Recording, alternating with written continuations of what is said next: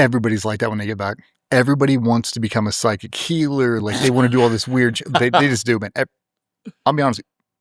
50% of the people that leave Ibogaine, they get their coaching license to integrate people either pre-integration or post-integration. Well, you've done it, and I mean, you're front end of the funnel for it now, right? Yeah, I mean, I didn't go to any. I don't want to go down the rabbit hole with the whole thing. I don't do the whole coaching thing, but I mean, I've coached dozens of people to go down there now. Yep. Because I know it works.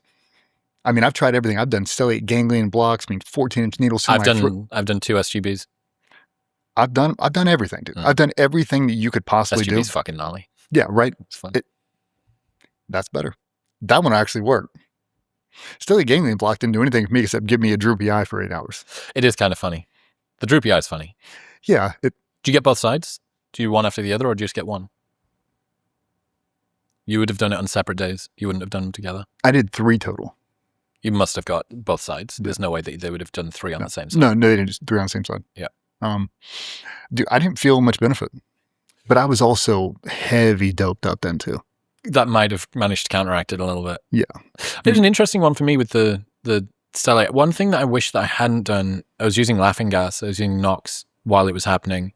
And I wish that I hadn't, because I wish I was able to like feel the onset more. That transition, I think, would have been interesting. But I mean, you're not able to think about much when you're like sucking on a hookah that's filled with fucking NOS. Yeah. Do you remember the needle going in? Yeah. The pop? Yeah. Dicey. That'll wake you up. Dicey. Oh, dude, when he came in, he broke that needle out and showed it to me. I was like, "You're gonna shove that through my throat?" And he's like, "Oh yeah, it's fine. I got it up on the TV screen." Yeah. Yeah, you can watch it. I was turned face to the ultrasound, watching Homeboy slotted in between 2 vertebrae.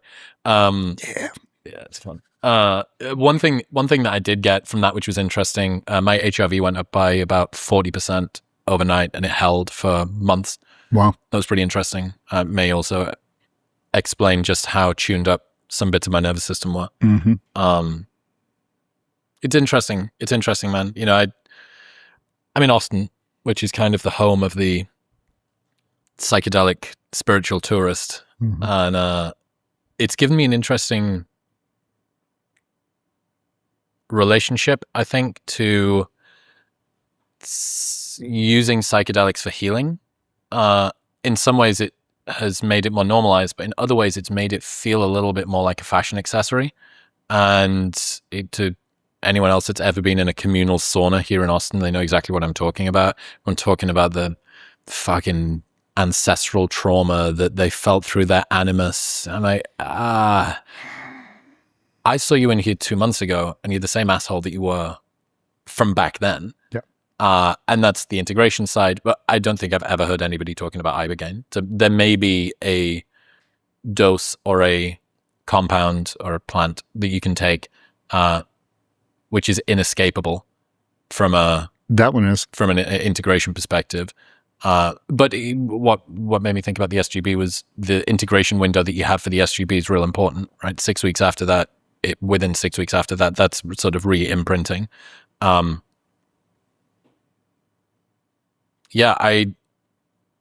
It's interesting to me to think about this sort of stuff, especially as someone who cares an awful lot about mental health, who thinks about it a lot, who is a proponent of people going and doing therapy, of doing CBT or ACT, of people doing talk therapy and getting in touch with their emotions. I wonder whether part of it is, almost certainly part of it is fear. Like, fuck, like that sounds scary. That sounds really scary. And what if something bad happens? Which is exactly what you're going to try and work through, which is the ambient fear of what if something bad happens, which is exactly how you're existing through the rest of your life. No balls, no blue chips. Anything worth doing, it's got to have a risk component to it. It's not worth doing at all. I mean, what are you afraid of? You're going to keep being the same depressed version of you that has been for the last decade? I mean, you got to be willing to make a change. And that's what a lot of people won't do. They won't drop their ego. They go to the medicine, they come back and they're like, there's nothing wrong with me. Like, I can drink. I'm totally in control. Like, you probably should know. He's like, I'm only going to have 2 or 3 every now and then. 2 to 3 turns to 6 really, really fast. Ask me how I know. Don't do it. If you're not really, really going to lean in hard, don't waste your time. Don't take up somebody's slot. It already costs a lot of money. There's thousands of veterans and first responders that are on a list to try to go down there right now. And you, because you have an Amex card, are going to jump the line and you're not going to take it serious and you're going to give Ibogaine a bad name. Don't. If you really want to do it like a fucking professional and go the whole way. Like really, really do it. I've never seen anybody who is really focused on all the training going up into it and really focused on the post-treatment integration who hasn't had a phenomenal outcome. What's the percentage of success and what's the amount of change? Ooh, they have the numbers for sure. I would say depression is, God, you probably pulled up on ChatGPT. I'd say as far as depression, PTSD symptoms, they're reduced by 80 or 90% instantly. Like people that they can't even get out of bed. They couldn't even sit in his room because they're sitting behind him. I mean, just so hyper. You can't even be around him. That to baseline normal, you'd never even tell who they are. Never tell. I mean, guys who they break out in hysteria, just crying all day. They don't know why. They won't tell you why. Baseline normal, 12 hours. How long does it feel? It feels. You mean how long does the high last? Like when you're done? The trip. Depending on how you are, your body weight, 12 to 18 hours. Some guys go longer. What's the felt sense of that? Many years? Or does it feel like you're there for 16 hours? You lose track of time pretty quick. But for me, it feels like it's by quick, but it also feels like you've been there for a lifetime. But man, like you can stand up, like you know where you are. But here's the interesting thing, and everybody who's going down there will probably tell you the same thing. You wear eye shades. You can sit up, lift up the eye shades, look around the room, know that's you, know that's him. I can see the nurse, I can wave like, hey, I need to take a piss. They'll unplug your leads. You're hooked to an EKG machine, all this stuff. They'll help you go to the bathroom. Like, and then you can go back in, so to speak. Yep. Okay, so there's a little bit of a pause. Well, some guys will have an experience where they're trying to take a piss.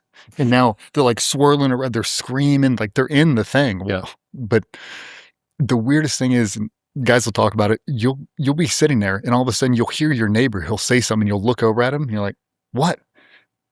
You'll have a full conversation. And then you realize you have the eye shades on. You look up, but you can see him. You lift him up and he is in the position. You can see with the eye shades and you'll watch everybody do this. They'll lift him back up and like, I can see right through. I swear to God, you can have a full conversation. Yeah. That guy will wake up and he's like, what are you saying? Like, I don't know. Put the eye shades back on. You're like, God, were they on? Were they off? Like, you can't tell. You can see right through them. What's the difference between Iboga and Ibogaine? Iboga is the root plant it comes from. It's essentially the same thing. I don't know if it's the chemical makeup or whatever, but it's the root of the Iboga plant. And it's 2 capsules. If you want to take a boost, you can take 2 or 3. Right, but it's just literally 2 pills. You go in, you take them, like 15 minutes, you burn your little paper. By the time you walk upstairs, you're like, man, I don't feel anything. And you watch everybody do this. Okay. Better sit down. They'll give you like a maraca. You start banging this thing. You're staring in a mirror and you can watch your whole face start to move around. Typically, staring in a mirror is bad advice when you're on psychedelics. You think it would be, but that's how you reconnect with yourself. That's how you know the experience is happening. But you'll see everybody. They're sitting there beating this maraca and they'll come by and like, you feel anything yet? And you're like, I'm not sure. And you're like, you've been here for an hour and a half. You're definitely in. You're like, I better lay down. You better lay down. Put the eye shades on. You lay down. Funny. But for me, I don't move. Most guys purge quite a bit. I had a guy just went down. He threw up so hard he threw his back out. Like couldn't walk. They're not throwing anything up though. It's all their trauma. But anybody in that room, they'll give you, it's like a big bronze bowl and you'll throw up and you'll hear them. Oh, ting. You'll hear it bounce. You know, like, there's nothing in there. All the practitioners will tell you about it. He's like, that's your trauma hitting the bowl. It feels like you're throwing up buckets of vomit. There's nothing in there. You've been fasting the entire day. There's nothing in your system. You're not throwing up at all. That's all your trauma. Wow. Purging it over and over. Same thing with 5-MeO. You get them just purging this bucket. Nothing's coming out, but it feels like it is. Like you feel like I'm filling up this 5-gallon bucket. Like you better dump it. What's the relationship between the Ibogaine and the 5-MeO? 24 hours of separation. I don't know if they have any correlation. They've just paired these two together at this one particular clinic. It's amazing. What's this? You mentioned if I'd just done the first one, the second one, what is it that the 5-MeO does that you didn't get from the Ibogaine? Think about everything you've compressed, everything you've compacted down, your trauma. You just buried it way down deep, like stuff that happened to you at 5 or 6 that you don't even remember you've buried. And Ibogaine, it all comes to the surface.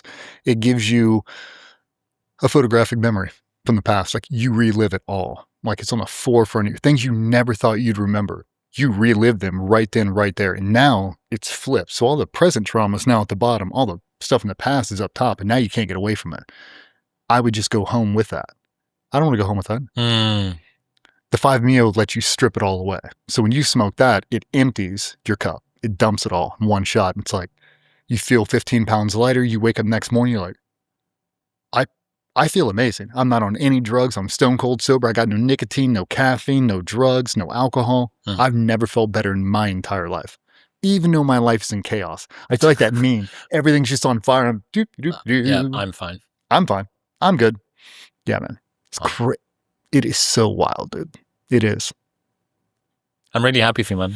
I'm really, really happy that you found something Me that's too. a new mission as well. Not only something that seems to have improved your life, but that you've been able to dedicate yourself to making other people's lives better as well. It's great. I just came back from Moody Air Force Base down in Georgia, talking to those guys, the whole base, talked about mental health and all those guys. And it's cool because they expect you to be a certain thing. And when you get out there and you're like, we're just going to talk about mental health. Like, nobody wants to talk about it. Same thing when you're in teams. Like I asked them all, how many guys in this room ever struggle with mental health? It's over 1,000 people in the audience. Nobody raised their hand. Yep. I'm used to this. I was the only Navy SEAL with PTSD or trauma or depression or anything. So this will go over well. But we talk. But I mean, the amount of DMs I've gotten, even from the Sean Ryan thing and now all the other ones, it's only mental health. And it's some of the craziest stories. But I'm glad because when I was on my island alone, when I was in that guest room with that trash bag and that pistol about to do that thing, no one came for me. No one ever said me too. No one ever stood up, got in front of the microphone with the bright lights on and said, it's okay not to be okay. No one ever said it to me. And we talked about everything, not that. When you think we talked and done everything together except talk about that shit. And I wish we would have. It would have made us so much better. Would have made us truly a dynasty. I want everybody else to be better than me. I want you to understand that it is perfectly normal and that is part of the game you play. If you're in the military, you're a first responder, and those are the guys I really get to see the most now. I mean, with GBRs, we probably train 1,500 to 2,000 cops a year, but I do speaking engagements for firemen. The stuff those guys deal with day to day, I feel guilty. Inside the military, I always love firemen, always love cops. I love people of service. I love doctors, I love nurses, I love all those. I never knew what they dealt with. Not cops, especially not firemen. Thank you for your service. I appreciate you guys. If anything happens, I'll call 911. I never thought about the horrible things they would see, and then they're going to be home within 25 minutes. Firemen fishing kids out of a bathtub because the mom ran out of her pain meds and drowned all the kids in the bathtub. 45 minutes later, he's giving his own daughter a bath. Compartmentalizing that, not telling his wife, not talking about it with anybody. The boys at the station ain't talking about it. They just, same thing we did. That's when I go and I reintegrate with those guys. This is your super team. This is your dynasty. You could potentially be in the same department for 20 years. Why are you not having open dialogue conversations? Why am I not able to tell you every one of my deepest, darkest secrets? You're not leaving tomorrow. It's just us. It'll make you a super team. You could build a dynasty right here, but you got to do it through open communication. You have to be able to say the shit nobody else is going to say. And it only takes one of you. That's why I push those 20-minute walks. I push the routine. I push mental health, the importance of it, and say it. It's totally normal. This is part of the game. You can't run into burning buildings for 20 years and not be scarred by something. Can't do it. Can't walk around with a gun in your hip, arresting bad guys and seeing the terrible things that people do and it not affect you. It's supposed to. For you to think that you're just going to override that because you're such an alpha male, that's not going to work, dude. Ask me how I know. Like, I thought I could override anything. Patient zero. Patient zero. I've seen some terrible things, dude. And I have buried them down. Interesting to me that when you're going through a journey on plant medicine, the classic sort of overachiever, I will be able to hold this down mentality. Now, Andy was talking about this when he came through. He was saying he'd created an identity of never being the guy who quit. Yeah. I don't quit. That's not what I do. And that caused him to stay in a marriage for like a decade that he shouldn't have done. But it's interesting that when you get to a situation like you're in Ibogaine, that pattern that you've spent an entire career and a life putting together, which is that clenching, that tightness, that didn't come in, or it wasn't able to hold on. I tell the guys now, that's why I recommend Ibogaine for the alpha male types, the guys with a super strong ego, because I've tried them all. That's the only thing stronger than the ego. So you can usually try to wrangle it when using something else. Yeah. I mean, I can power through anything else. MDMA, weed, whatever, ketamine, I can power through all that. Not that. You are not going to be able to power through that. You just can't. Like, whatever it's going to show you, it's going to show you can't steer it, you can't navigate it, you can't go, okay, cool, I'm going to sit in this black box and I'm going to think about nothing for 18 hours. Can't do it. You can't think about the things you want to think of. I try to put myself in a black helicopter with all my friends and try to relive all this stuff and see dead friends. Zero. That's all I wanted to see because I thought that is where my trauma lies. I was like, well, clearly it was my love of the job. It was because I was so professional and I was such a patriot. And now the loss of that's why it's caused all this. Like, nope, not a bit. Nothing was traumatic about my service. Nothing. I think the majority of the guys, it's not the service. It's the fact you left it. You lost your number one love. That's what it is. You're suffering from a heartbreak, not from PTSD. I didn't do anything that I'm ashamed of that ever really messed me up. I mean, I've seen a lot of terrible stuff, but it doesn't keep me up at night. Not a bit. That medicine, not saying it's a cure-all, but if you've tried everything else and you haven't tried plant-based medicine, probably give it a shot. Where should people go if they want to find out more? About plant-based medicine? If you're a veteran, I would go to Veteran Solutions or Ambio Life Sciences for straight Ibogaine 5-MeO. Trevor and Jonathan, the best clinic I've ever been to. It's on a private compound right over the border.